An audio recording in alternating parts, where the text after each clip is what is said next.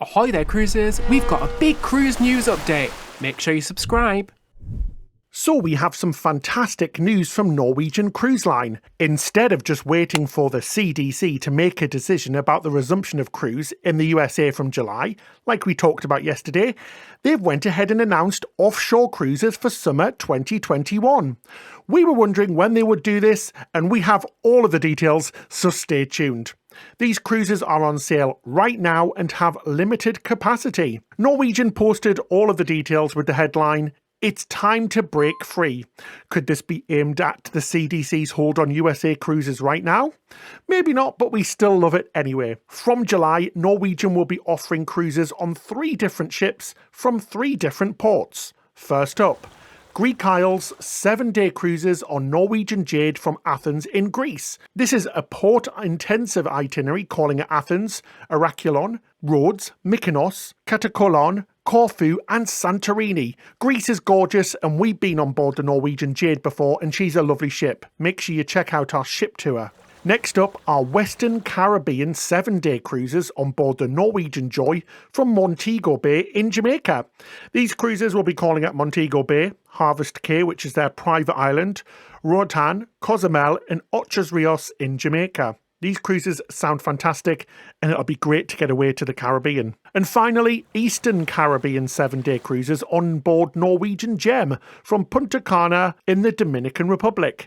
These cruises will call at Punta Cana, Bridgetown in Barbados, Castries in St. Lucia, Phillipsburg in St. Martin and St. John's in Antigua. These cruises sound really fantastic too and we're being treated to 2 different Caribbean itineraries. They have also hinted at more cruises being released in the future, so keep an eye out on our channel. We will let you know as soon as we know. So the big question, what do you need to get on board one of these cruises? Well, first of all, everybody on board will need to be fully vaccinated, crew and passengers. So that means 2 weeks after you've had both doses of, for example, the Moderna, AstraZeneca or Pfizer vaccine, or 2 weeks after you've had the one-shot Johnson & Johnson Janssen vaccine.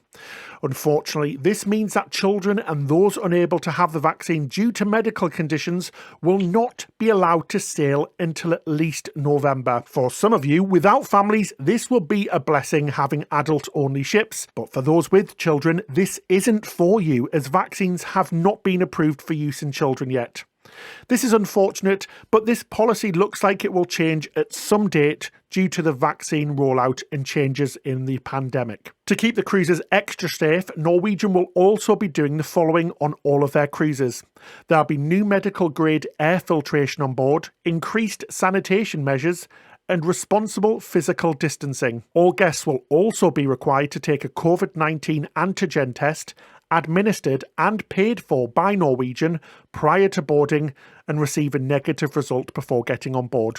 So it's great to see they're going to be paying for the tests. We should imagine these are going to be done in port. And other than your cabin, face coverings are going to be required for all guests whilst indoors, except when you're eating or drinking. And there's going to be contactless food service ship-wide, so this means we can say goodbye to the buffets where you usually will self-serve. Also, it looks like shore excursions will be done with the cruise line only, using specific land-based tour operators. So does that mean that doing it DIY in port may not be available? We just don't know yet. And to give you some extra peace of mind, just in case anything goes wrong, they're offering flexible bookings with their peace of mind policy.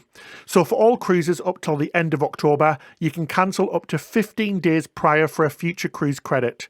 And you can get a full refund when cancelling up to 60 days prior. So all in all, great news. So that's it for this episode. But what do you think? Are the protocols too much for you? Or are you still happy to cruise?